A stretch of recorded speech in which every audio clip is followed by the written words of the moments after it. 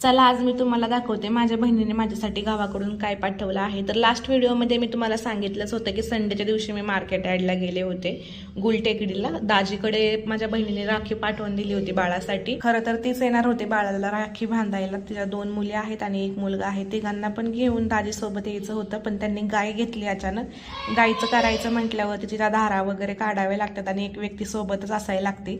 मग तिच्याशिवाय कोण नव्हतं करायला, म्हणून त्याच्यामुळे ती काय आली नाही आणि दाजीजवळ तिने राख्या पाठवून दिल्या होत्या।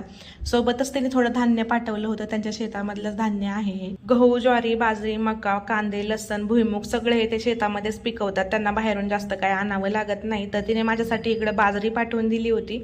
आम्ही बाजरीच्या भाकरी खातो, तिला माहित होतं, त्याच्यामुळे तिने मला बाजरी पाठवली, सोबत गहू पाठवलं। सोबतच तिने मला गावरान अंडी पाठवून दिलेली होती। तिने पाळलेल्या कोंबड्यांची अंडी आहेत। जेवढ्या कोंबड्या आहेत त्या कोंबड्यांपासून तिला दिवसाला 4 अंडी भेटतात।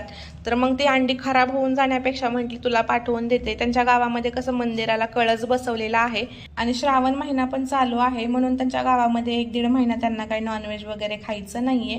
त्याच्यामुळे सगळी अंडी तिने मला पाठवून दिली। अगोदर तिने बरणीमध्ये तांदूळ भरलं आणि त्याच्यानंतर ना अंडी टाकली, म्हणजे तांदळामुळे बरणीमध्ये टाकलेली अंडी फुटत नाहीत।